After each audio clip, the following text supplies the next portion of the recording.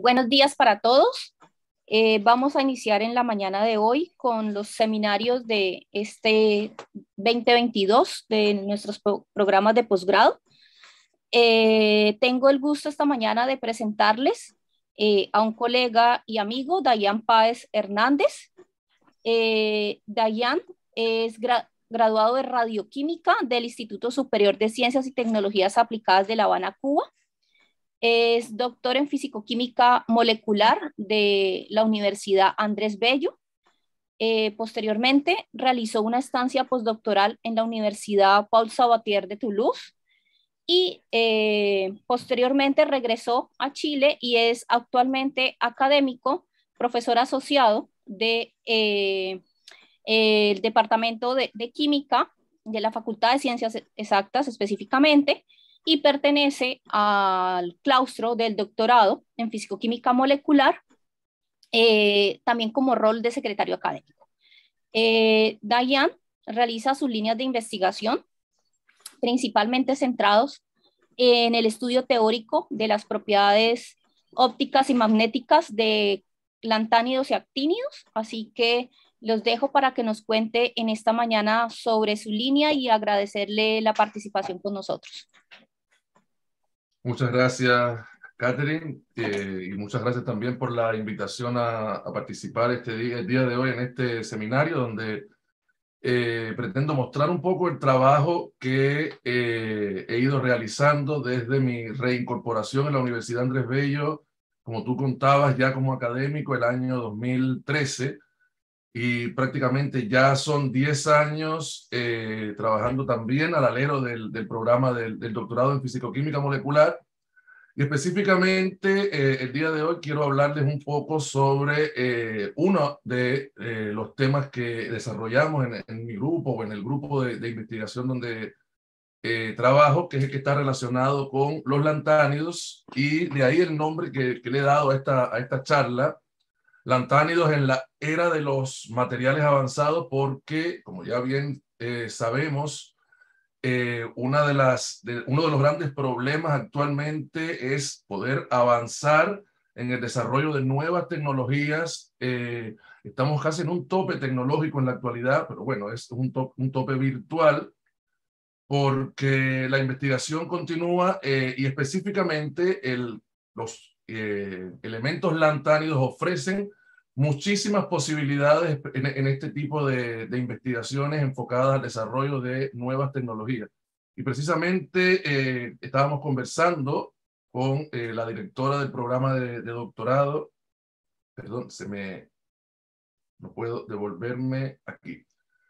Sobre la importancia que tiene la vinculación del trabajo teórico experimental, así que de ahí la imagen que estoy utilizando acá como portada de mi presentación, mezclando un poco las pasiones, ¿no? La pasión por la ciencia, también soy muy aficionado al arte, a las artes plásticas en general, así que usé este dibujo de Esquer, estas imágenes casi imposibles, donde yo trato de visualizar en el papel, en el dibujo, el trabajo que como teóricos realizamos desarrollando modelos, buscando explicar muchas de las propiedades moleculares que necesitamos para el desarrollo de estas nuevas tecnologías, pero al mismo tiempo requerimos la materialización de esto desde el punto de vista experimental para poder comprobar, corroborar que los modelos que estamos diseñando realmente son representativos de aquello que estamos buscando.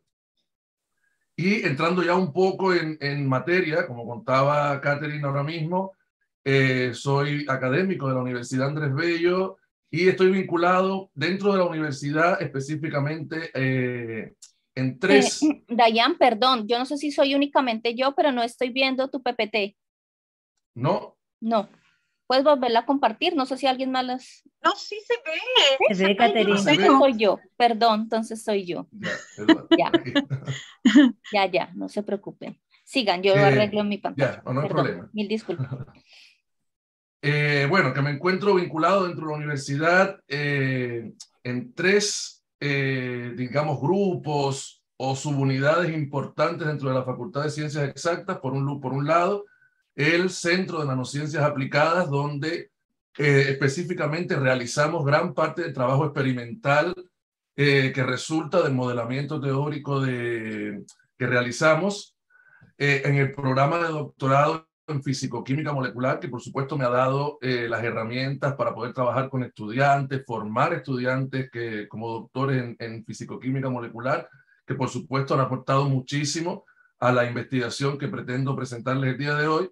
Y más recientemente se ha creado en la Universidad Andrés Bello el Centro de Química Computacional y Teórica, que lo que persigue precisamente es eso, consolidar. La Universidad Andrés Bello tiene una masa crítica importante de químicos teóricos, pero que durante muchos años hemos estado un poco dispersos, cada uno enfocado en su investigación. La idea que persigue este nuevo Centro de Química Computacional y Teórica es precisamente consolidarnos como un grupo de químicos teóricos y tratar entonces de avanzar hacia precisamente esto, el desarrollo de investigación que esté en la frontera del conocimiento y que busque precisamente el desarrollo de nuevos materiales o la comprensión de propiedades moleculares que no hayamos podido explicar hasta el momento. Y bajo bajo el alero de estas tres subunidades, nosotros hemos desarrollado algunas líneas de investigación. El pilar fundamental de mi trabajo en particular es la química cuántica relativista, y la aplicamos a la química de coordinación, en mi caso particular específicamente a la química de lantánidos y actínidos, estos elementos más pesados que están en la parte inferior de la tabla periódica. Y además hemos ido desarrollando un poco el área de sensores químicos y biomarcadores en colaboración con la Facultad de Ciencias de la Vida, también dentro de la Universidad Andrés Bello. Bueno, entrando ya un poco en la materia que quisiera compartirles el día de hoy, el título de la charla tiene que ver con los elementos lantánidos, y lo más importante entonces es poder presentar a estos elementos junto con el escandio y el itrio, que son metales de transición. Los lantánidos conforman el grupo de elementos conocidos comúnmente como tierras raras, y específicamente los que están comprendidos entre el lantano y el iterbio o el lutecio, que sería la capa llena, se caracterizan específicamente por el llenado progresivo de la capa F. Por lo tanto, sus propiedades moleculares o propiedades físico-químicas en general van a estar altamente determinadas por las características de esta capa electrónica. Y al ser elementos muy pesados, o pesados, podríamos decir, los actínidos son mucho más pesados, la principal característica que define las propiedades que van a tener estos elementos son los llamados efectos relativistas. Efectos relativistas que se dividen en dos grandes grupos, los efectos escalares y los efectos del acoplamiento espino-orbital. ¿A qué se debe la aparición de estos efectos relativistas? Con el aumento del peso atómico, los electrones que se encuentran en las capas más internas del átomo experimentan un incremento muy alto de su velocidad. Pensando en un modelo simple atómico como el modelo de Bohr, los electrones en las capas internas se empiezan a mover debido al potencial nuclear a velocidades que alcanzan prácticamente la velocidad de la luz, y por lo tanto empiezan a manifestar los llamados efectos relativistas, específicamente el incremento relativista de la masa, que en realidad no debe ser interpretado como que aumenta la masa de los electrones, sino que se modifican sus propiedades inerciales respecto a la masa del electrón en reposo.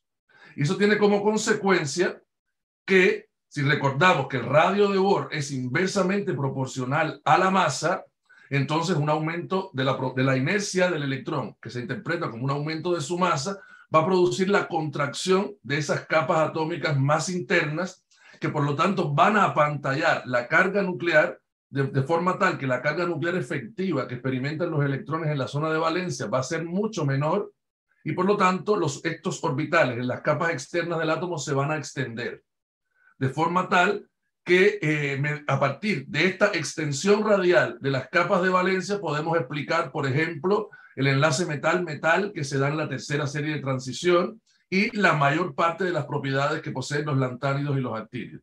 Ahora bien, los actínidos, o en el caso de los elementos lantánidos, esta extensión de las capas de valencia no se manifiesta demasiado fuertemente, y por lo tanto la capa 4F, que contiene a los electrones diferenciantes en estos átomos, no experimenta una extensión radial suficientemente alta como para que la capa 4F se vea involucrada en el enlace químico que pueden formar estos elementos. Si comparamos, por ejemplo, la distribución radial para dos elementos lantánido y actínido, el neodimio y el uranio, en el mismo estado de oxidación, son isoelectrónicos.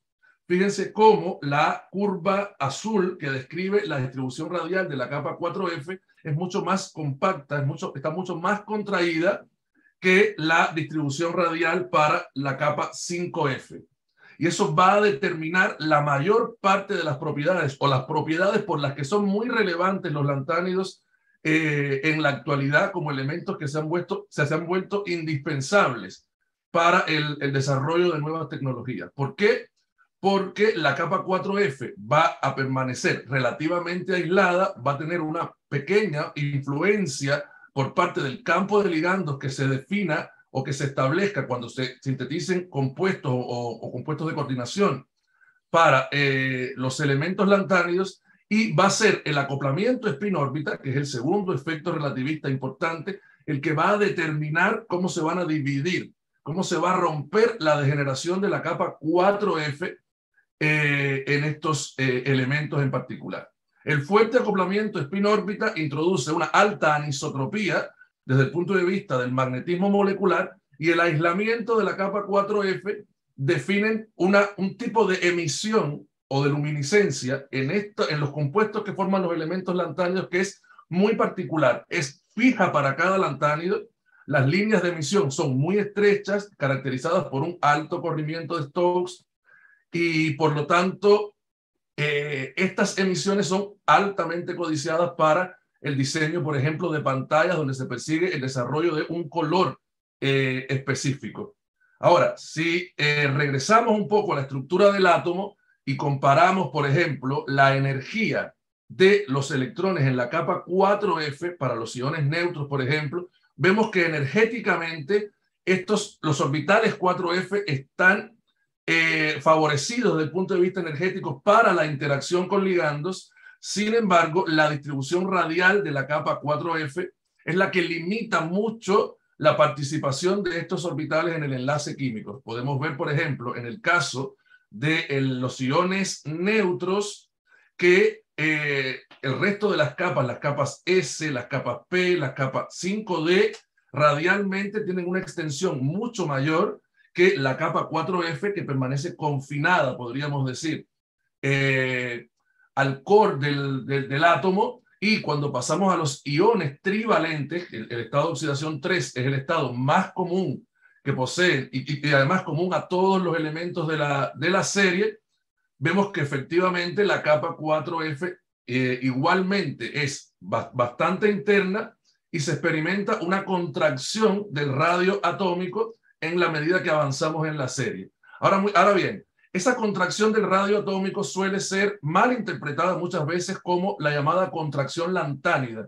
Hay que tener mucho cuidado al momento de utilizar esa definición, porque la contracción lantánida se definió originalmente para explicar las anomalías que existen en el radio atómico en un grupo de la tabla periódica, no en un período. Esta contracción que estamos viendo de la capa 4F al movernos del lantano al lutecio es simplemente la contracción del radio atómico, que es característica y que está bien descrita en la ley periódica para todos los elementos en un período. Este es un punto también que me gusta siempre enfatizar, porque se suele encontrar incluso muchas veces en la literatura que esta contracción es progresiva de la capa 4F es la contracción lantánida, y hay un error allí conceptual. Bueno, retomando entonces el tema de las propiedades, esta capa F contraída y afectada fuertemente por los efectos relativistas es lo que ha hecho, por ejemplo, que los lantánidos estén hoy día presentes en la mayor parte de los dispositivos tecnológicos que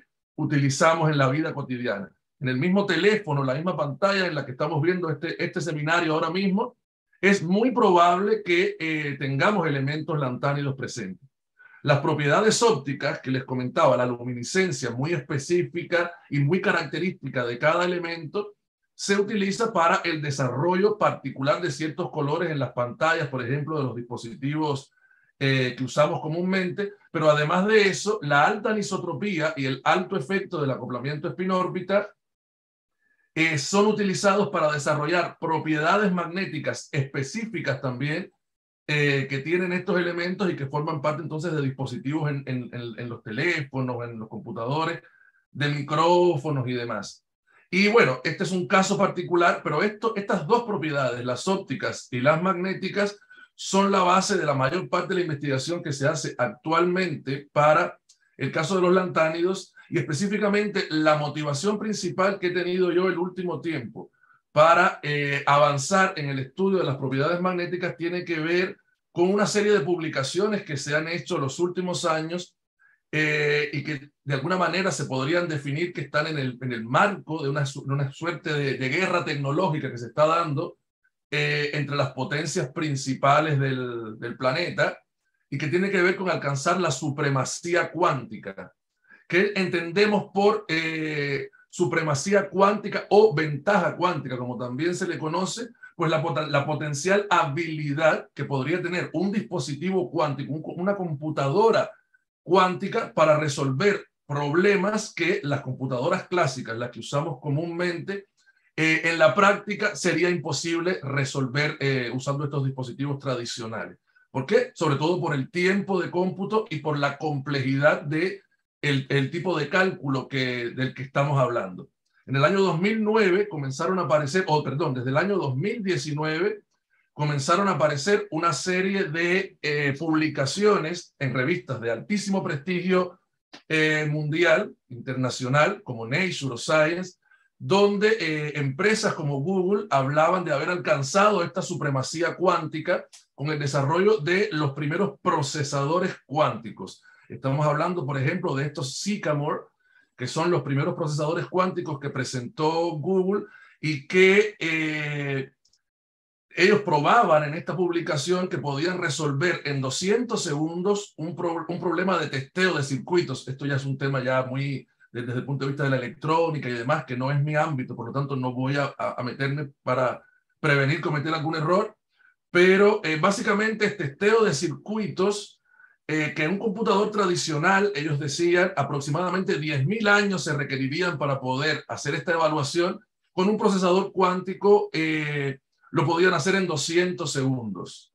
Y esto inmediatamente encendió un poco las alarmas. Ese mismo año, de nuevo, Google vuelve a presentar ya casi que indicando que estaban listos para pasar a fines comerciales este tipo de procesadores.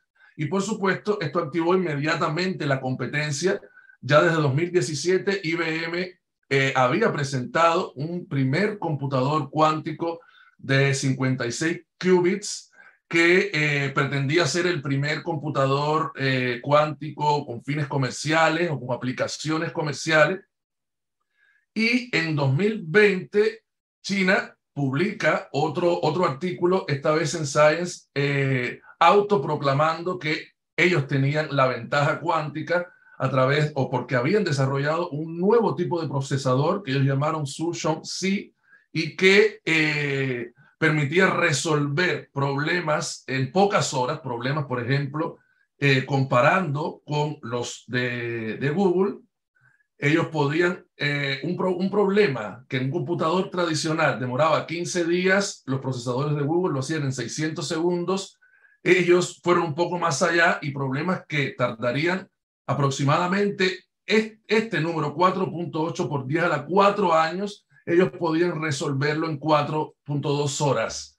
O sea, la ventaja era muy clara. Y ya en el ámbito que nos toca un poco más a nosotros, también en 2020 se publica el primer artículo que está relacionado con la resolución de ecuaciones de la mecánica cuántica para entender la estructura electrónica de moléculas utilizando supercomputadores cuánticos.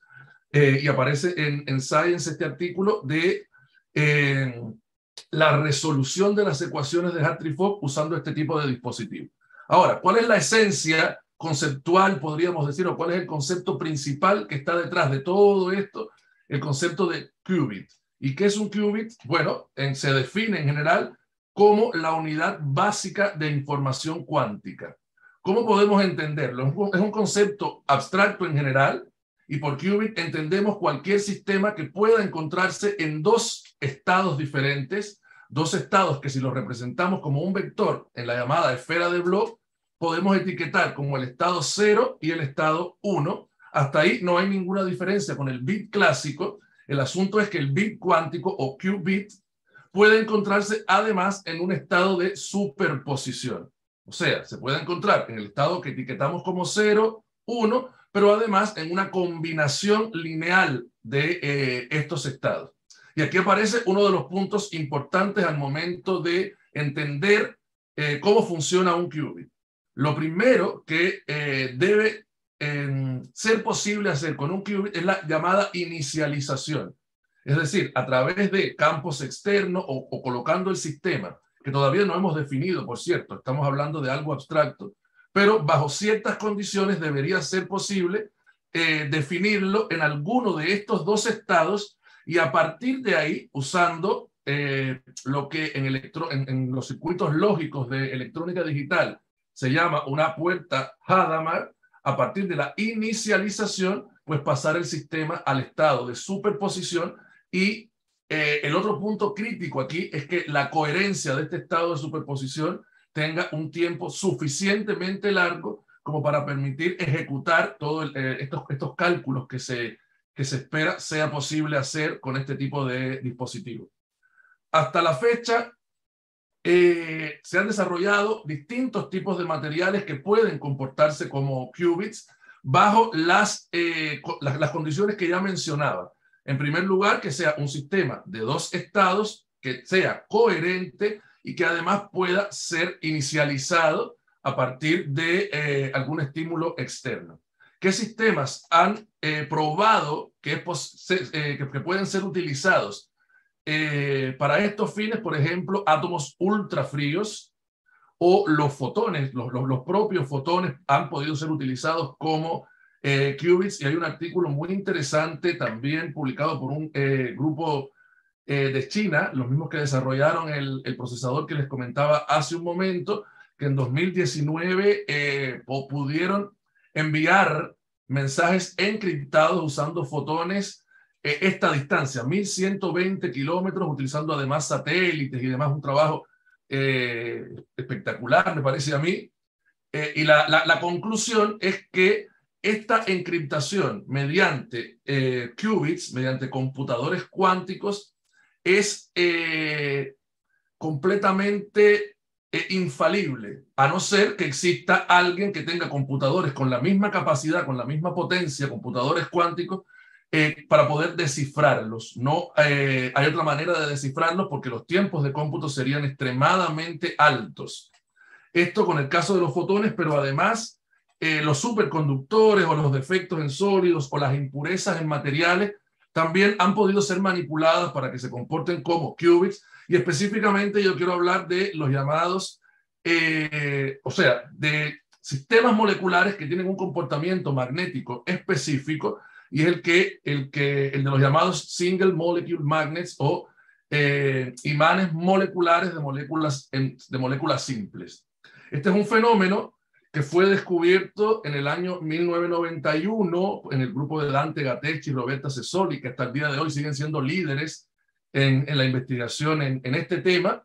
La primera molécula descubierta que tenía este comportamiento de imán molecular, que ahora voy a profundizar un poco en qué significa, es la llamada molécula de manganeso 12, donde lo que se observa es un lazo de histéresis que es característico de sistemas extendidos para una molécula simple. Esa histéresis tiene que ver con una retención de la magnetización por parte de la molécula una vez eliminado el campo magnético que provoca la reorganización de los espines en los átomos paramagnéticos. Un par de años después, en el año 1993, este mismo grupo publica un segundo tipo de molécula, en este caso la que se conoce como hierro 8, que también presentaba esta propiedad de retención de la magnetización, de comportarse básicamente como un imán, pero de dimensiones moleculares. Y para el año 2003 aproximadamente entran en este juego de los imanes moleculares los elementos lantánidos. Y desde entonces, la mayor parte de la investigación en el tema de los imanes moleculares está siendo dominada por el diseño de nuevos sistemas moleculares que contienen este tipo de ion. Los primeros sistemas propuestos eran estas estructuras de tipo double decker, donde utilizaban porfirinas, por ejemplo, como ligandos para formar este tipo de estructuras tipo sándwich con alta simetría o con simetría pseudoaxial incluso. Y ya muy recientemente, en el año 2018, se sintetizó o se publicó la síntesis de esta molécula, un metaloceno, un lantanoceno, muy parecido a la estructura del ferroceno, por ejemplo, pero que utiliza el disprocio como metal unido a estas dos moléculas orgánicas. Y la gracia que tuvo este descubrimiento es que por primera vez se obtuvo una molécula que es operativa a temperaturas un poco más prácticas, a la temperatura del nitrógeno líquido, por ejemplo. Todos los casos anteriores, el problema principal que demostraron siempre es el rango de temperaturas donde es aplicable o donde se alcanza esta retención de la magnetización. Suelen ser temperaturas muy, muy bajas. Estamos hablando de incluso 0.5 Kelvin en muchos casos, y eso limita o limitaba mucho el paso a la práctica con este tipo de moléculas. Con el desarrollo del disprosenio, se lograron temperaturas de 80 Kelvin aproximadamente, para las cuales se retenía la magnetización, y eso también marcó un hito importante en el estudio de este tipo de moléculas. Bueno, en general, ¿qué es un imán molecular? Es un sistema, como lo dice su nombre, un sistema de dimensiones moleculares que es capaz de retener la magnetización. O sea, aplicamos un campo magnético externo, provocamos una reorganización de las proyecciones de los espines en los centros paramagnéticos de la estructura, y al eliminar el campo, esta orden en las proyecciones de los espines se mantiene. Se retiene la magnetización, y esto requiere, o para poder desarrollar este tipo de moléculas, se requieren dos aspectos muy importantes. Primero, tener un estado fundamental que sea biestable o doblemente degenerado. Y en segundo lugar, uno que también es muy importante, que es la alta anisotropía, introducida en el caso de los lantánidos por el acoplamiento espín-órbita. ¿Por qué? Porque a diferencia de los sistemas extendidos, donde la magnetización o la retención de la magnetización se debe a la interacción de los momentos magnéticos en un dominio extendido en la estructura, en este caso el origen de la propiedad es netamente molecular y tiene que ver con los ejes de los llamados ejes de magnetización. La alta anisotropía define lo que se llama un eje de fácil magnetización, un easy axis, y eso es lo que buscamos si queremos desarrollar este tipo de estructuras. ¿Por qué?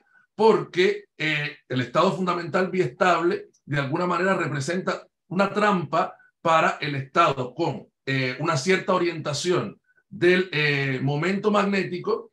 Este sistema espontáneamente podría pasar al estado donde el momento magnético tiene una dirección inversa, y por lo tanto reducir la magnetización, demagnetizar la estructura. La limitación que tiene es que para hacerlo debería ser capaz de saltar esta barrera que está aquí representada, y para ello necesitamos tener mucho cuidado, controlar muy bien los posibles mecanismos de desactivación que se pueden dar para esta barrera. Y el más importante en general suele ser el túnel cuántico, es decir, que en lugar de saltar la barrera exista una probabilidad, una alta probabilidad de que simplemente se atraviese a través de la barrera como consecuencia del efecto túnel. Esto es lo que podemos representar, o he tratado de representar en este diagrama. Lo que buscamos es que para pasar de un estado al otro tengamos el camino, o el único camino sea saltar por encima de este muro que se genera como resultado de la anisotropía, pero existen fenómenos que son capaces de horadar esta pared y cruzar al otro lado, y este fenómeno principalmente es el quantum tunneling de la magnetización, o los fenómenos de relajación, por ejemplo, los fenómenos spin-fonon, que tienen que ver con el acoplamiento entre el momento magnético del sistema molecular con las vibraciones del entorno donde se encuentra la molécula, o la propia relajación spin-spin, que es la que tiene que ver muchísimo con esto que mencionaba, que es relevante para que un qubit sea operativo, que es el tiempo de coherencia. Entonces, teniendo esto claro, nosotros tenemos dos criterios fundamentales de diseño que nos permiten obtener estructuras de este tipo con alta probabilidad. O sea, no podemos descartar inmediatamente los mecanismos de desactivación, pero por lo menos un estado fundamental biestable y la alta anisotropía la podemos garantizar con alta simetría en compuestos que contienen lantánidos y además con los llamados iones de Kramers, es decir, iones que contienen un número impar de electrones desapareados. La presencia de un número impar de electrones desapareados en mecánica cuántica nos define el teorema de Kramers, que dice básicamente que ante la aplicación de campos eléctricos externos, la degeneración de un sistema que tiene un número impar de electrones desapareados se retiene como mínimo en 2. Y eso ya nos garantiza tener un estado fundamental que sea biestable, que es la principal propiedad que tenemos que garantizar para diseñar un imán molecular. Desde el punto de vista teórico, entonces, ¿cómo simulamos, cómo modelamos sistemas de este tipo para verificar que potencialmente podrían comportarse como imanes moleculares? Pues debemos considerar todos los factores que he ido describiendo hasta ahora. En primer lugar, si queremos representar con un único hamiltoniano todas las interacciones que nos interesa estudiar, debemos considerar, por supuesto, el movimiento electrónico, el término monoelectrónico y el término bielectrónico, el que tiene que ver con la energía cinética y la interacción electrón-electrón, más la interacción con los núcleos, que está representado acá por este primer color azul y el primer término en el cuadro rojo. Además de eso, tenemos que incorporar el efecto de los ligandos sobre la capa 4F. Eso lo hacemos a través de un hamiltoniano de campo cristalino o de campo de ligandos. Para el caso de lantánidos, podemos decir sin miedo campo cristalino, porque ya les comentaba que el solapamiento de la capa 4F con orbitales de ligando es mínimo, y adicionalmente incorporar el acoplamiento spin-órbita y la interacción con un campo magnético externo, que en este caso está dada por el término de Zeeman.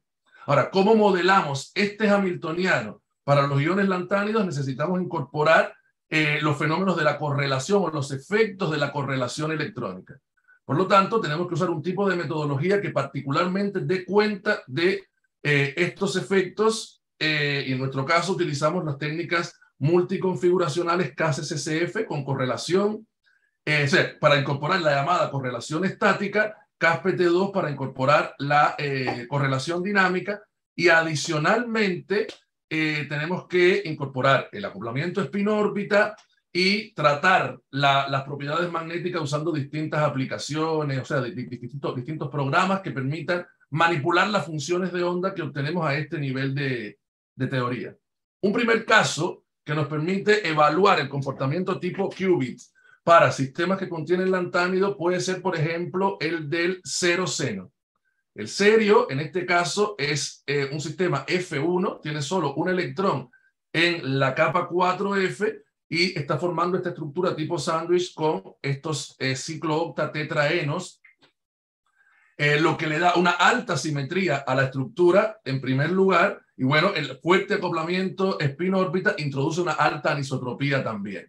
Si queremos analizar cómo aparecen los estados electrónicos, o cómo describir, mejor dicho, los estados electrónicos en esta estructura al nivel de teoría que les acabo de mencionar, entonces podemos atacar el sistema desde dos flancos diferentes. Considerar un acoplamiento spin-órbita muy fuerte en el ion libre, que ya en el ion libre ha desdoblado la capa 4F en dos multipletes, el doblete F5 medio, el doblete F7 medio, y que a partir de acá el campo de ligandos, este campo pseudoaxial, vuelve a desdoblar estos estados spin-órbita en una serie de niveles electrónicos multiconfiguracionales que pueden ser muy bien estudiados si consideramos, por ejemplo, el hamiltoniano de campo cristalino. Si consideramos el hamiltoniano de campo cristalino que estoy mostrando acá, que no tiene ningún término fuera de la diagonal y por lo tanto nos está entregando, o como consecuencia de la simetría, una serie de estados que podemos decir son bastante limpios en el sentido de que no se están mezclando unos con otros, o sea, solo se están mezclando aquellos que tienen la misma proyección del número cuántico del momento angular total, y esta es la base para el desarrollo de la anisotropía que tiene esta molécula. Nosotros podemos escribir entonces en dos matrices bastante sencillas los dos extremos. El primer extremo que les acabo de explicar, considerando un fuerte acoplamiento spin-órbita. Otro extremo sería pues considerar primero el efecto del campo cristalino que desdobla en estos estados que están etiquetados acá con letra griega por el hecho de que tenemos una simetría casi axial o pseudoaxial en esta molécula. Y a partir de aquí podemos estudiar todas las interacciones que se dan como consecuencia del acoplamiento spin-órbita para definir perfectamente las funciones de onda de estos estados. Al evaluar su interacción, también podemos considerar primero el efecto del campo cristalino, luego el efecto del acoplamiento spin-órbita. Eso nos da una estructura de interacción que depende de este lambda, que es la constante de acoplamiento spin-órbita, o viceversa, considerar primero el efecto del campo cristalino, luego el del campo de ligandos, que nos da una matriz que a primera vista se ve diferente, pero que en realidad no es más que una transformación unitaria de la primera, simplemente moviéndonos de la base de estados de campo cristalino a la base de estados de acoplamiento spin-órbita. De la diagonalización de esta matriz y la utilización de las expresiones que son bien conocidas para evaluar la razón giromagnética del electrón en esta capa 4F, podemos simular bastante bien o obtener bastante bien estas propiedades. Ahora bien, el sistema que estamos describiendo tiene un único electrón desapareado y por lo tanto puede, luego de considerar el acoplamiento spin-órbita, puede ser entendido como un qubit, un sistema que se encuentra en dos estados. ¿Por qué? Porque como les decía, el hecho de tener una alta simetría y además de eso un número impar de electrones desapareados hace que cada uno de estos estados electrónicos sea doblemente degenerado. Y al ser doblemente degenerado, puede ser tratado como un sistema que se encuentra en dos estados distintos. Esto es precisamente la definición del qubit. Y puede ser tratado entonces como el objeto que llamamos un pseudo spin, un medio. ¿Por qué? Porque sabemos que el spin tiene dos proyecciones distintas, un medio menos un medio, y este estado electrónico fundamental también se encuentra en dos estados distintos. Por lo tanto, si queremos tratar a estos dos estados moleculares como un pseudo spin, un medio, lo primero que debemos hacer, utilizando la simetría molecular, es construir funciones del estado electrónico que se comporten como las funciones del spin. Para ello simplemente evaluamos como dos operaciones de simetría en la molécula. Una que contiene al eje de máxima simetría, puede ser por ejemplo la rotación de orden 2 en Z, y uno que sea perpendicular al eje principal de simetría. Sería la rotación de orden 2, pero en torno al eje X perpendicular al eje principal. Cómo estas dos operaciones de simetría afectan a las funciones del spin real, digamos, y tenemos que adaptar entonces nuestros estados electrónicos para que se comporten exactamente igual que las funciones del spin. En nuestro caso particular, el estado fundamental está etiquetado en la notación de grupos dobles como es un medios ungerade, U impar, y eso significa que esta representación irreducible puede ser descompuesta en la representación de spin por una función espacial, que en este caso es la A1U. Tenemos entonces que construir funciones en la simetría A1U que se comporten exactamente como las funciones que están en el recuadro azul. Y eso lo conseguimos si hacemos la siguiente combinación entre el estado sigma y pi de campo cristalino, considerando un coeficiente negativo o sea, un signo negativo frente al estado sigma, y además de eso considerando la proyección beta del spin para el estado pi.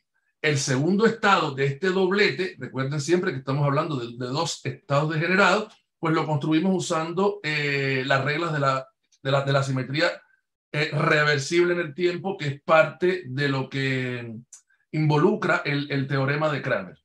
Entonces, tenemos ya un par de funciones para la estructura molecular que se comportan como funciones de spin y por lo tanto pueden describir adecuadamente estos dos estados entre los que se puede, o sea, que definen un qubit, que definen que esta molécula potencialmente pueda ser un qubit. Y a partir de aquí, bueno, el cálculo o el modelamiento de las razones giromagnéticas nos entrega, a partir de este modelo, valores bastante buenos respecto a los resultados experimentales, a la evidencia experimental que se tiene de la molécula. Esto es muy importante tratar de comparar con la evidencia experimental con la que se cuente, porque de alguna manera perdón, nos permite validar el modelo que estamos considerando. A partir de aquí, entonces, tenemos un modelo bastante completo y que es válido en realidad para cualquier sistema pseudoaxial que pueda ser descrito por un pseudospin, un medio, por este estado doblemente degenerado que reproduce perfectamente los valores en el ion libre y que nos va a permitir interpolar acá los parámetros calculados para cualquier sistema con estas características y definir el valor de sus razones giromagnéticas. Ahora bien, esta estructura puede ser un bloque de construcción para definir estructuras más complejas. Por ejemplo, una que nos permitiría diseñar desde el punto de vista de la computación cuántica lo que se llama una puerta CNOT o con control. ¿Qué significa esto? Un sistema en el que hay dos qubits que están conectados entre sí, que están entrelazados entre sí y que no se va a producir un cambio en uno de ellos si es que el otro no se encuentra en un estado previamente definido. Por ejemplo, acá tenemos dos qubits que están interrelacionados o entrelazados entre sí. El primero le vamos a llamar de control. Si este primer qubit, podemos definirlo así, se encuentra en el estado 0 y el segundo se encuentra en el estado 0, entonces podemos estimular una transición del segundo al estado 1. Solo si el primero se encuentra en estado 0. Este sería el resultado de una operación. Positivo, por ejemplo. El qubit 1 está en el estado 0, entonces podemos permitir una transición en el segundo. De lo contrario, si el qubit 1 está, es decir, el qubit de control está en el estado 1, entonces no se va a permitir un cambio en el segundo. Esto se puede representar con una matriz 4x4 como esta que está representada acá y define esto que se ve a primera vista relativamente sencillo. Tengo un control. Siempre verifico el control. Si quiero modificar el segundo qubit, verifico, el control está en 0, puedo modificar el segundo. No está en 0 o no está inicializado en 0, no puedo modificar el segundo. Y esto inmediatamente define o puede ser utilizado para hacer muchísimas operaciones en el lenguaje de la computación cuántica.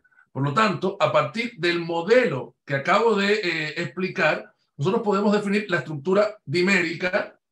En el caso del serio, tenemos ahora dos qubits que están acoplados entre sí y que perfectamente podrían utilizarse para definir una puerta como esta CNOT. En este caso, tenemos que cada monómero, según lo que acabamos de describir, tiene un estado fundamental, un medio que está separado aproximadamente por 560 centímetros inversos del primer estado excitado. Puede ser considerado un estado bastante aislado y la interacción entre ellos se puede dar, entonces, o se puede explicar a partir de la interacción de los estados fundamentales. Teniendo eso claro, lo primero que debemos demostrar es que estos dos qubits están acoplados entre sí. Y ese estudio lo hacemos a través del análisis de la susceptibilidad magnética. Fíjense que acá tenemos tres curvas. La curva de color negro es el resultado experimental. Ya se sabía entonces que experimentalmente que sí están acoplados a muy baja temperatura. Tenemos un máximo en el comportamiento de la susceptibilidad y luego cae estrepitosamente. Eso es indicativo de un acoplamiento antiferromagnético entre los centros. Y a partir de este modelo teórico que les había propuesto de la interacción de los estados fundamentales, podemos explicar teóricamente, en este caso la curva roja, podemos explicar teóricamente efectivamente este tipo de interacción. Tenemos dos sistemas que pueden ser descritos como qubits con pseudoespín un medio y que además de eso están acoplados entre sí en esta estructura. La constante de acoplamiento puede ser evaluada en un modelo sencillo de dos orbitales, dos electrones, en este caso, los dos orbitales FZ3 o F0, que al interactuar entre sí exploramos, por supuesto, diferentes espacios activos, diferentes combinaciones de electrones y orbitales.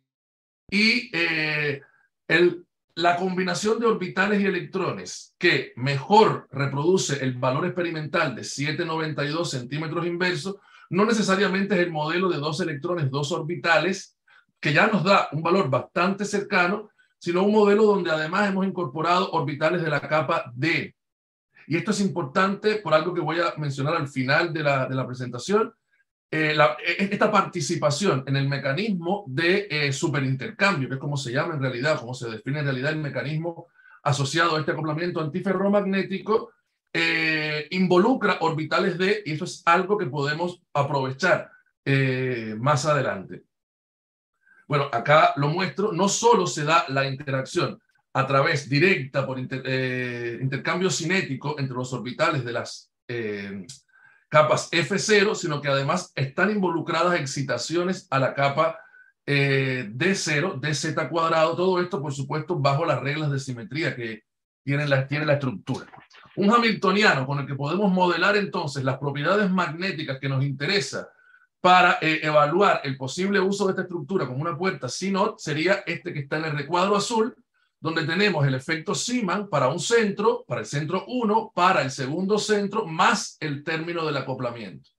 El problema particular de esta estructura es que al ser altamente simétrica, los estados que representan a los singletes son doblemente degenerados y los estados que representan a los tripletes también son doblemente degenerados.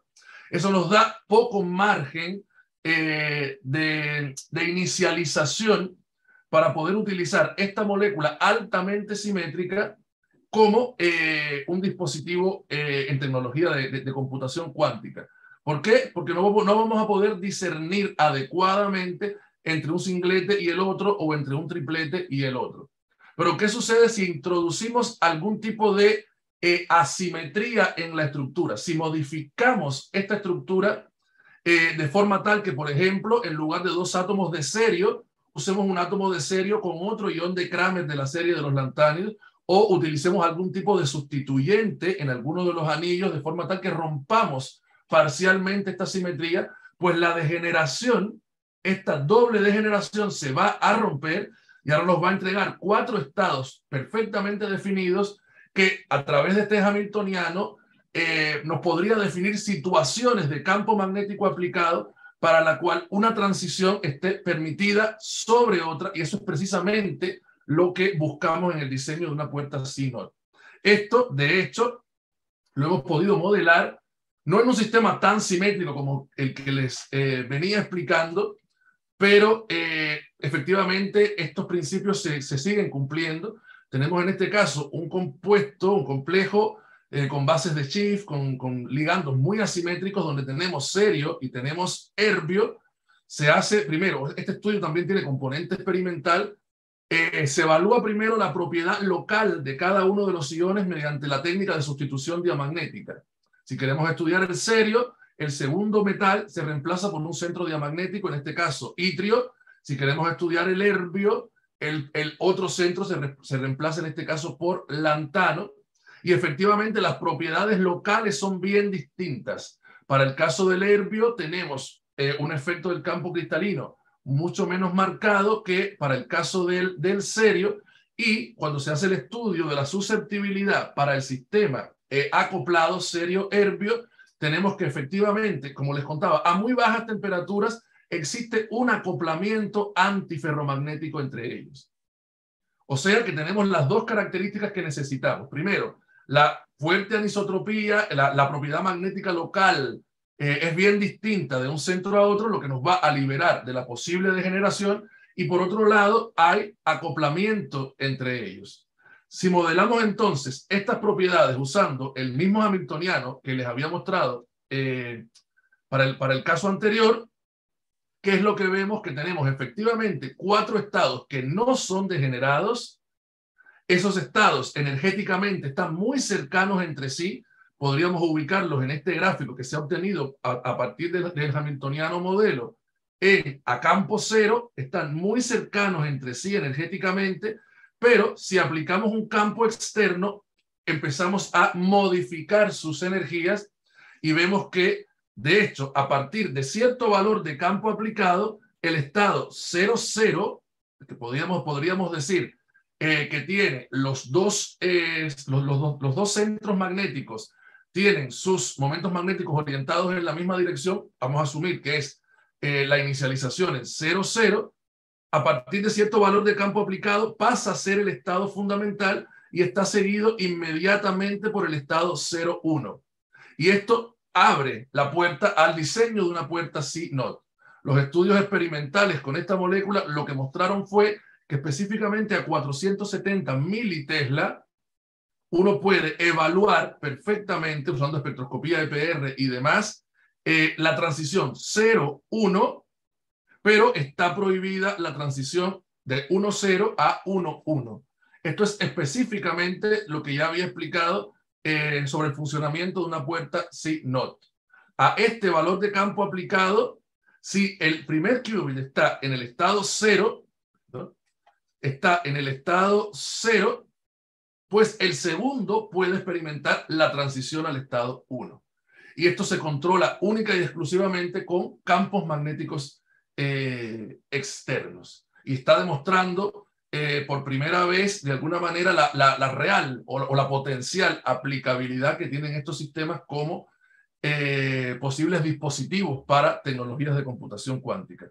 Esto entonces nos dice que los puntos críticos a tener en cuenta en el diseño de estructuras de esta naturaleza son, en primer lugar, la simetría, es sobre lo que podemos trabajar teóricamente, luego las temperaturas de operación y los acoplamientos magnéticos. Si queremos sistemas de muchos qubits, debemos garantizar que haya acoplamiento entre ellos. Ahora, si queremos extender esto a otros lantánidos con estructura electrónica más compleja, básicamente utilizamos el modelo electrostático.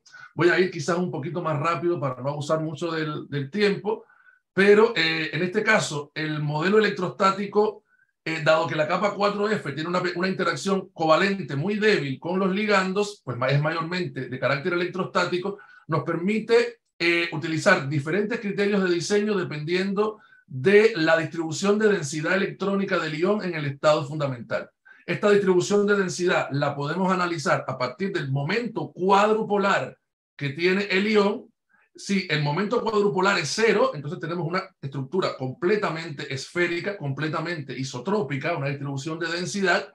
Si el momento cuadrupolar es positivo, entonces tenemos la distribución prolata de densidad electrónica, que es la característica, por ejemplo, del tulio, del iterbio, del samario. Y si el momento cuadrupolar es negativo, entonces tenemos una distribución oblata de densidad electrónica, característica, por ejemplo, del disprocio, que es de quien voy a hablar de ahora en adelante, con un par de ejemplos más. Entonces, sistemas prolatos, a partir del análisis de las ecuaciones del campo cristalino y del signo que tenga el parámetro de momento cuadrupolar eléctrico, nosotros podemos definir algunas situaciones.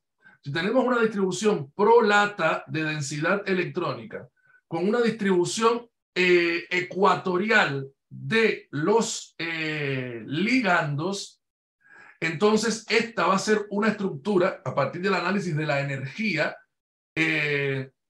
considerando distintas posiciones del eje de cuantización. Nosotros podemos garantizar que una distribución ecuatorial de ligandos para una distribución prolata nos produce un sistema con un eje de magnetización. Si intentamos utilizar ligandos que estén en la posición axial, pues nos va a dar un plano de magnetización que es contraproducente para desarrollar propiedades de single molecule magnet. Y en el caso opuesto, en el caso de una distribución oblata, entonces una distribución axial de ligandos tendría el mismo efecto, el efecto de desarrollar un eje de fácil magnetización. Si con estas características vamos a la serie de los lantánidos, podemos ver inmediatamente que al menos hay 3 lantánidos que serían ideales para el desarrollo de este tipo de estructura. El disprosio y el olmio, que tienen una distribución prolata de densidad electrónica, pero que tienen valores muy altos de momento magnético. Esto no es momento magnético, es Qt, pero Qt es proporcional al valor del momento magnético. Y en tercer lugar, el erbio, que tiene una distribución prolata de densidad electrónica en el estado fundamental y que también tiene un altísimo valor de momento magnético o de Qt en realidad. También podríamos sumar al caso del terbio. Yo en este caso voy a mostrar un par de ejemplos con el que hemos estudiado para el caso del disprosio, para tratar de dejar claro cómo debemos entender el origen de esta anisotropía. Una característica que tienen los lantánidos es que el multiplete fundamental está bien aislado energéticamente de los multipletes excitados, por lo tanto podemos tratar al ion disprosio como un sextete H con momento angular total 15 medios. Este estado se origina como resultado del acoplamiento spin-órbita en el ion libre y este estado es el que va a ser afectado por el campo cristalino desdoblándolo en una serie de 8 dobletes. ¿Por qué dobletes? Porque el disprosio también es un ion de Kramer, tiene un número impar de electrones desapareados en la capa F. A partir de aquí, entonces, por ejemplo, tomando el caso de esta molécula que les mostraba hace un rato, publicada en 2018, el disprosenio, a partir del análisis teórico de la estructura electrónica, nosotros podemos ver inmediatamente la altísima anisotropía que tiene esta estructura. La anisotropía la podemos evaluar a través de las componentes del tensor G, del tensor de razón giromagnética para los electrones en la capa 4F. El estado fundamental, primer estado excitado, segundo y tercer estado excitado, fíjense que prácticamente no tienen componentes transversales de razón giromagnética. El fundamental y el primer excitado, de hecho, tienen 0 en las componentes transversales. Todo el momento magnético está contenido en el eje Z y eso nos da entonces funciones de onda para esos estados que son prácticamente puras de una de las proyecciones del momento angular total. Podemos ver el estado fundamental posee además el mayor valor permitido para la proyección del momento angular total, que en este caso sería el más o menos 15 medios. Es biestable. Tenemos un estado fundamental biestable. El primer estado excitado también tiene características similares y recién ya en el quinto estado excitado es que vemos una cierta mezcla. Fíjense que inmediatamente que aparecen componentes transversales de altas, como vemos en este estado de 1256 centímetros inversos, los estados se empiezan a mezclar entre sí. Y eso nos indica inmediatamente que a esta altura en nuestra barrera de magnetización es probable que aparezca el fenómeno del quantum tunneling y sea este el camino de desactivación, lo más alto que podemos llegar en la barrera. Efectivamente, el análisis de las diferentes transiciones que se pueden dar entre estos estados nos demuestra que en el estado fundamental la probabilidad de quantum tunneling que está dada acá por la flecha roja es muy baja, es del orden de 10 a la menos 5, y la probabilidad del llamado efecto Orbach, que tiene que ver con este acoplamiento spin-fonón, también es muy baja, del orden de 10 a la menos 4. Esto está, o sea, el fenómeno más probable es que si se quiere desactivar la barrera, es decir, pasar del estado -1 al +1, tendríamos que escalar por la barrera. La probabilidad más alta la tenemos entonces en una transición del estado fundamental al primer excitado. Aquí se da la misma situación, al segundo excitado es más probable que cualquier otro fenómeno y así sucesivamente hasta que llegamos al quinto estado, donde fíjense que si bien la probabilidad de transición al sexto estado, o sea, seguir escalando la barrera, es bastante alta, también es muy alta la probabilidad de quantum tunneling. Y este estado entonces nos define el tamaño de la barrera. Tamaño que, calculado, está en el orden de 1118 centímetros inversos, el experimental es 1277. O sea, está en bastante buen acuerdo con el resultado experimental. ¿Qué efecto podría tener añadir ligandos ecuatoriales en esta estructura? Pues una reducción inmediatamente de la barrera, porque estamos rompiendo la simetría pseudoaxial. Al romper la simetría pseudoaxial, estamos permitiendo entonces que, como consecuencia de la aplicación o de la comprensión del hamiltoniano de campo cristalino en esta estructura, podemos llegar a la conclusión de que se va a producir mezcla entre estados que tienen distinto valor del MJ, del número cuántico de la proyección del momento angular total. Lo podemos ver inmediatamente en la forma que tienen las funciones de onda de los diferentes estados. El primer estado es bastante puro, pero ya el primer estado excitado está mezclado, el segundo vuelve a ser puro, pero se da una mezcla entre estados que nos baja bastante el alto de la barrera. De nuevo, en el estado fundamental sigue siendo menos probable el quantum tunneling o el efecto Orbach, es más probable la transición al primer estado excitado, desde aquí al segundo, pero en el tercero ya probablemente, o sea, es muy alta la probabilidad tanto del quantum tunneling como el fenómeno Orbach, y eso baja la barrera de 1118 centímetros inversos a una barrera de 538, comparada con la experimental también en muy buen acuerdo, 546 centímetros inversos. Es también una molécula que se comporta como un imán molecular, simplemente que tiene una barrera mucho más baja y probablemente entonces su temperatura de aplicabilidad va a ser mucho más baja que los 80 Kelvin a los que puede ser utilizado el primer caso. Entonces, ya para finalizar el último tiempo, nosotros tratando de seguir sacando provecho de la estructura electrónica de los lantánidos, nos hemos enfocado en los lantánidos divalentes. Los lantánidos divalentes se conocen desde los años 50, 60 del siglo pasado ya. Sin embargo, se obtenían casi siempre a partir de fenómenos radiolíticos en cristales y demás. Era bastante complicado poder caracterizar los estados divalentes. No fue hasta la década de 70, 80 que las investigaciones del doctor William Evans permitieron avanzar un poco más vertiginosamente en el estudio de los compuestos de coordinación y compuestos organometálicos de lantánidos en estado de oxidación divalente. Hay un gran resultado que obtuvo el grupo del doctor Evans, y que tiene que ver con cómo se modifica la estructura electrónica en el caso de los divalentes. Hasta ahora, en el caso de los trivalentes, siempre teníamos electrones diferenciantes en la capa 4F, y a partir de acá se desarrollaban todas las propiedades que acabo de explicar un poco.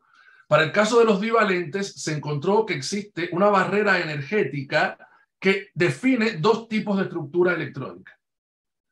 Un tipo que conserva la estructura 4F, ahora N más 1, porque hay un electrón adicional, hemos bajado en el estado de oxidación, pero ese electrón adicional se ubica en la capa 4F. Y por lo tanto, estos elementos, el tulio, el samario, el europio, el iterbio, en estructuras como las representadas acá, siguen teniendo propiedades bastante similares a las del trivalente, por supuesto con las correspondientes reducciones en momento magnético y demás. Mientras que un alto número de elementos de la serie pasa a tener configuración 4FN, o sea, la capa 4F se conserva como en el trivalente y el electrón adicional pasa a la capa 5D. Y esto tiene implicaciones importantísimas en las propiedades que van a tener los elementos. Por ejemplo, el momento magnético total va a aumentar como consecuencia de un incremento del momento magnético de spin total.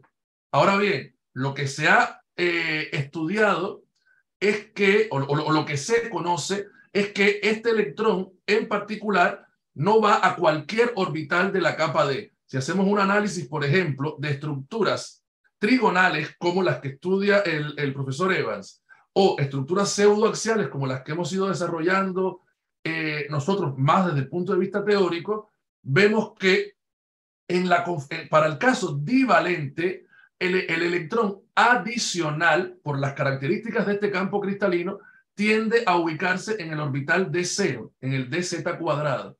Por lo tanto, no se va a producir un aumento del momento angular total, porque sabemos que este orbital tiene momento angular 0, pero sí se va a producir un aumento en el momento magnético de spin total, que tiene, por supuesto, consecuencias en el valor del momento magnético total del ion.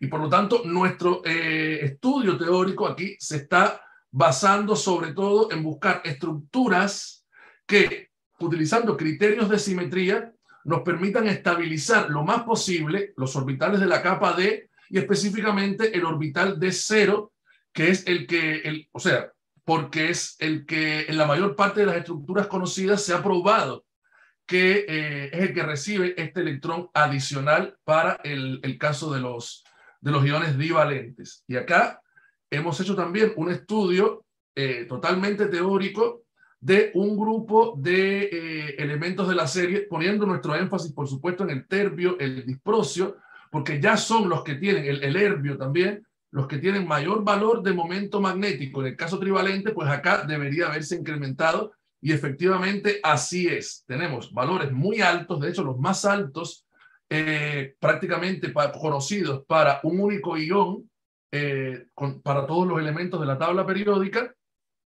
Vemos que en el caso del samario y el europio, que tienen la configuración NF, N+1, la distribución de densidad electrónica es bastante similar al caso trivalente. Lo mismo sucede con el tulio, pero para el caso de los elementos en configuración 4FN5D1, esta distribución adquiere bastante carácter de ese orbital D0 que se está poblando. Y eso podría ser perjudicial porque nos podría modificar el uso del modelo electrostático que les había explicado anteriormente. Sin embargo, este orbital 5D es un orbital bastante difuso. Es bien conocido que una carga difusa tiene una interacción mucho más débil con otras cargas puntuales o también difusas que una distribución de densidad más compacta.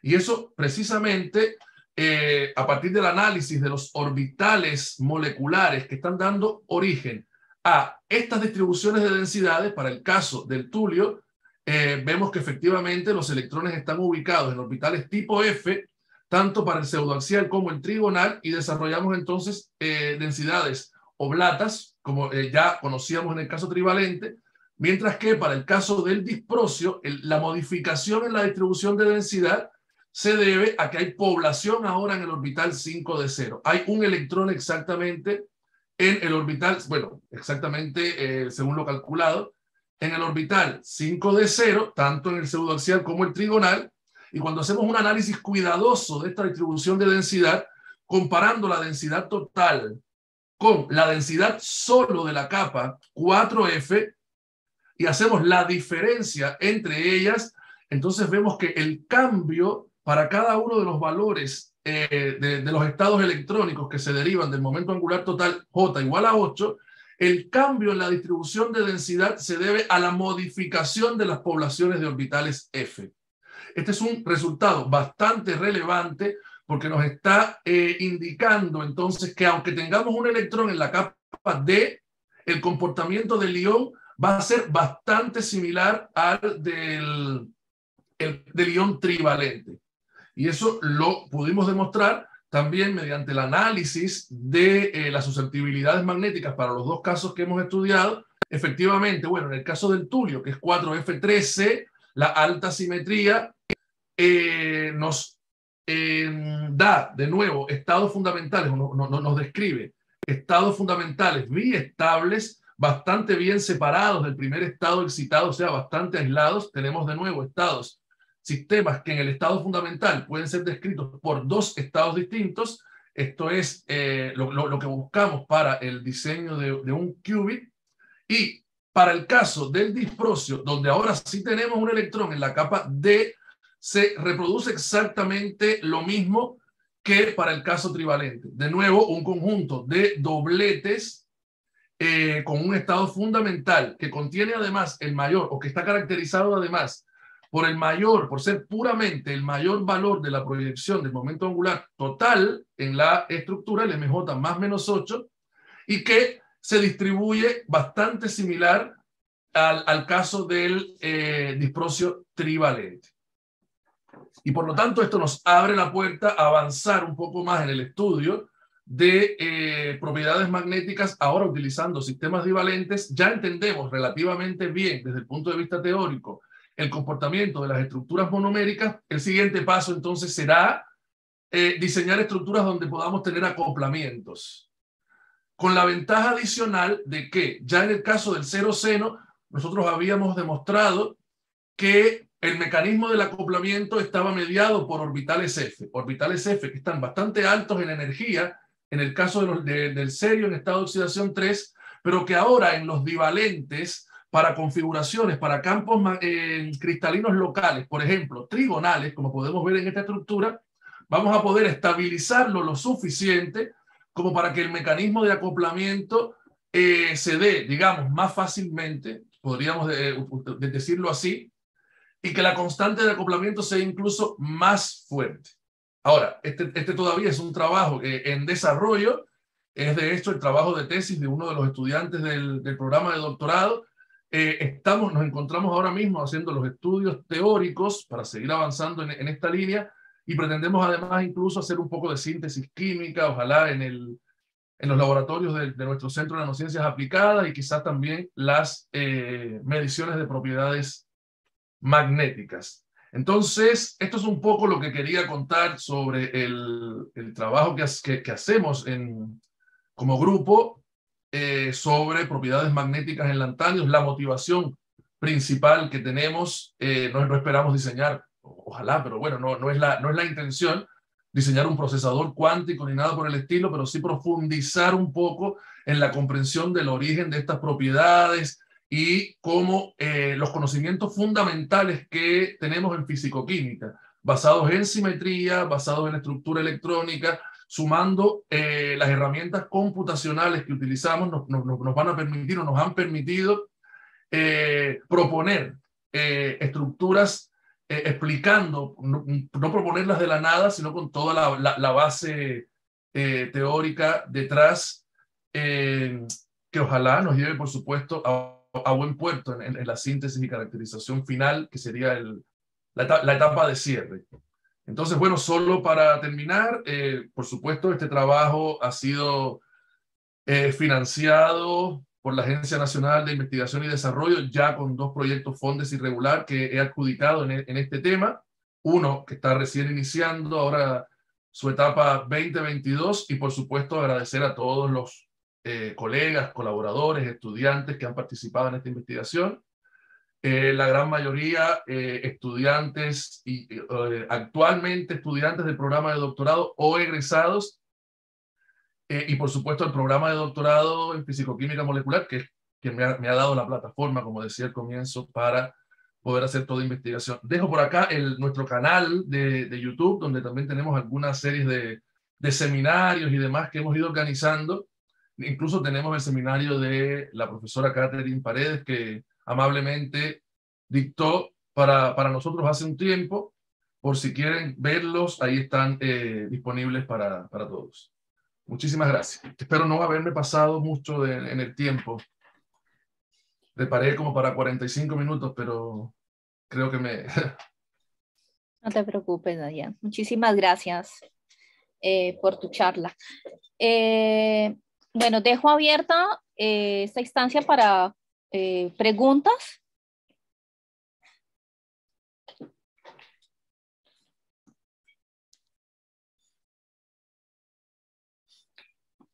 Bueno, ya que los veo muy silenciosos, quiero empezar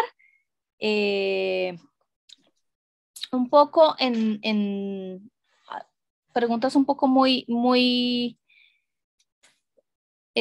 poco muy generales. En términos de los ligandos, siempre veo ligandos de tipo aromáticos, ¿cierto? ¿Se puede guiar hacia el diseño de otro tipo de ligandos que influyan también en las propiedades magnéticas? Sí. De hecho, el uso de estas estructuras organometálicas con mucha simetría es solo un modelo inicial. ¿Ya? La ventaja que tiene estudiar estas estructuras es que es muy fácil manipular la simetría, o sea, no manipular, entender cuál es la consecuencia de la simetría, caracterizar muy bien la naturaleza, las componentes en la función de onda del estado fundamental, los estados excitados. Podemos aplicar hamiltonianos de campo cristalino que son bastante sencillos de manipular y de alguna manera nos permiten sentar las bases de cuál es el comportamiento, cuál es el origen del comportamiento de estas estructuras. Teniendo eso claro, entonces nos podemos mover a compuestos de coordinación, incluso no necesitamos estructuras organometálicas. El caso que les comentaba por aquí, por ejemplo, esta molécula en particular es un compuesto de coordinación tradicional donde los ligandos son bases de Schiff. Prácticamente no hay ninguna simetría o no hay ninguna simetría en la estructura, pero la comprensión de esta estructura hubiese sido mucho más complicada si no tuviésemos las bases ya bien establecidas a partir de estructuras con alta simetría y demás. Y bueno, para el caso de los lantánidos, ese tipo de estructura modelo se consigue con este tipo de ligandos aromáticos, deslocalizados y demás. Básicamente es eso. Tenemos que partir de modelos relativamente sencillos para poder irnos moviendo a estructuras cada vez más complejas, pero al mismo tiempo cada vez más prácticas. Independientemente de que los compuestos organometálicos están todos sintetizados, caracterizados, y se ha puesto bastante énfasis en ello. Una de las motivaciones que tiene, por ejemplo, el uso de estas estructuras como el disprosenio, que he mencionado bastante, es que luego, aparentemente, es relativamente fácil soportarlo sobre algún material. Lo mismo pasa con estas estructuras con porfirinas y demás. Luego, por ejemplo, es relativamente fácil soportarlo sobre láminas de grafeno o en nanotubos también de grafeno o en superficies de cualquier otro material. Porque finalmente, si lo que estamos buscando es una aplicación en un dispositivo tecnológico concreto, no podemos pensar en que estas moléculas van a estar en disolución, sino que deben estar realmente soportadas sobre algún material. Estas estructuras soportadas deben ser estables, termoestables y demás.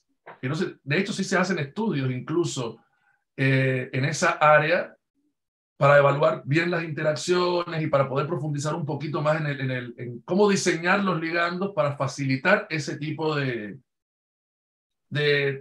trabajo posterior, digamos. Perfecto. Y bueno, hay una pregunta de Eglantina. Dayan, es muy interesante el tema. Recordé que yo hace mucho tiempo trabajé con unos lantánidos y unas arcillas, ya donde se intercalaban y eran muy estables. No, yo quiero irme más bien un poquito a la parte experimental. Tú me cuentas que hay datos de susceptibilidad magnética y eso me parece que lo pueden obtener y que acá en Chile sí existen equipos. Pero cuéntame tú, ¿con qué otro te acercas más bien a la parte experimental? ¿Tienen algo de EPR, por ejemplo? ¿Algo que ustedes pueden acceder? Cuéntame, ¿cómo se acercan a la parte experimental y a obtener datos?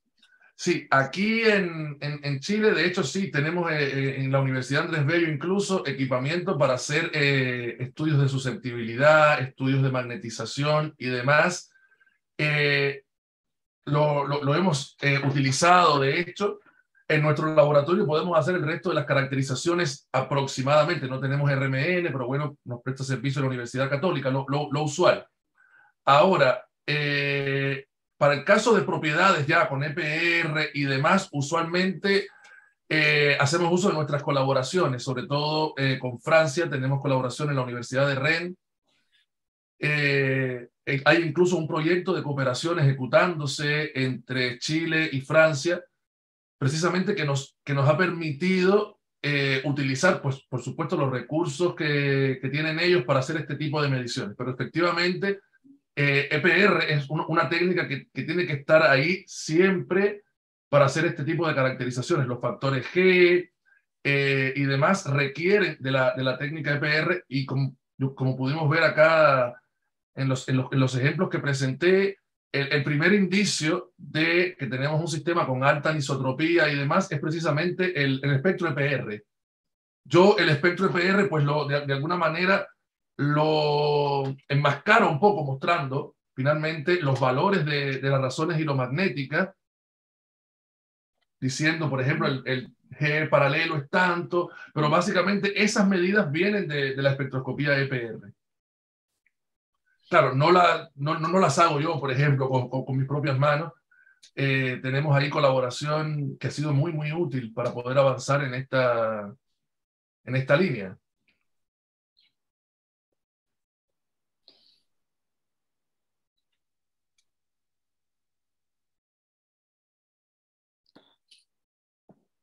Dayan, yo tenía una pregunta adicional y era con respecto a, ustedes pasaron de evaluar complejos con un electrón desapareado a 2, ¿cierto? Claro, a 2, incluso 5 en el caso del disprocio. En términos del concepto inicial del qubits, ¿cuál ha visto que ha sido más óptimo para evaluarlo como un qubit? En realidad, cualquier sistema de Kramer en particular puede ser un qubit, en principio. ¿Por qué? Porque sí vamos a tener garantizado que el estado fundamental es biestable. Podemos tener degeneraciones más altas. Ahora, para tener degeneraciones más altas necesitamos simetrías más altas. Por ejemplo, simetrías octaédricas, tetraédricas. En esos casos, incluso el teorema de Kramer valida el hecho de que hayan estados 4 veces degenerados o más incluso. Ahora, no tenemos, ese caso sería un qubit pero de orden superior simplemente. El qubit básico es el sistema que se puede encontrar en 2 estados diferentes más la mezcla entre ellos. Ahora podemos tener 3, 4, muchos más estados que también definen un qubit de orden superior. Para el caso o para los casos que nosotros hemos estado estudiando, lo que queremos garantizar como mínimo es el estado doblemente degenerado. El estado que por lo tanto definiría el qubit básico, un sistema en 2 estados más la mezcla entre ellos. ¿Y por qué nos interesan los imanes moleculares con este tipo de iones? Porque independientemente de la simetría, un ion de Kramer siempre se va a encontrar, en ausencia de un campo magnético, en un estado doblemente degenerado. En principio, entonces, un ion de Kramer en cualquier entorno químico puede ser un qubit. ¿Cuál es el problema que tiene? El problema de la coherencia, y ese problema de la coherencia se evalúa a través de cómo la existencia de planos de magnetización facilitan el acoplamiento spin-fonón y por lo tanto que se pierda la coherencia muy rápidamente y que por lo tanto el sistema no pueda ser usado para procesar o para hacer cálculo o para almacenar o procesar información. Entonces, iones de Kramer, fundamental. Y ojalá sumar ahí entonces el criterio de simetría. Porque al aumentar la simetría, lo que hacemos básicamente, por las características propias que tienen los iones lantánidos, el alto acoplamiento spin-órbita y por tanto la alta anisotropía, lo que hacemos es inmediatamente limpiar, voy a usar esa palabra, las funciones de onda de los estados electrónicos. Se hacen cada vez más puras y la mezcla se hace cada vez más limitada por aquellas mezclas que permite el entorno cristalino en el que se encuentra el ion. Por lo tanto, es alcanzar ese compromiso, un ion de Kramer en un entorno con cierta simetría que permita obtener los tiempos de coherencia cada vez más altos y por lo tanto ir pasando cada vez más a una característica práctica de estas estructuras. Podemos también diseñar qubits con iones que no sean de Kramer, pero en ese caso sí tenemos que garantizar la alta simetría. Porque no está garantizado per se que el estado fundamental va a ser biestable, a no ser que haya mucha simetría. Perfecto. Muchísimas gracias, Dayan. No, bueno, creo que no hay más preguntas. Bueno, finalmente entonces agradecer a Dayan por el seminario, a todos los participantes. Bueno, la idea también con Dayan un poco es poder establecer una colaboración, lo hemos conversado en algún momento con el doctorado, algún convenio para que igual nuestros estudiantes puedan igual tomar asignaturas dentro de los doctorados. Así que igual muchas gracias por participar, por conocernos y bueno, a todos dejo la invitación también para que el próximo miércoles recordemos que vamos a tener una invitación muy especial de la Ceremi de Antofagasta con un poco para hablarnos sobre la actualidad de las políticas energéticas del país. Entonces, para que lo agendemos de una vez el próximo miércoles a las 11:30 de la mañana. Y están todos cordialmente invitados. Bueno, muchísimas gracias, Catherine. Muchísimas gracias también a Eglantina. Y por supuesto, decir que nuestras puertas están abiertas para todas y todos ustedes, para que nos visiten, para que conversemos. Como decía Catherine, si hay interés por alguna de nuestras asignaturas, no hay ningún problema en que puedan cursarlas. De hecho, podemos generar incluso los certificados para formalizar en su currículum que han tomado estas asignaturas. Así que bienvenidos a colaborar y a conversar y hablar de ciencia, que es de hecho lo que hacemos, de lo que mejor podemos hablar, creo. Muchas gracias. Muchas gracias. Gracias, Dayan. Muchas gracias. Gracias. Gracias a todos.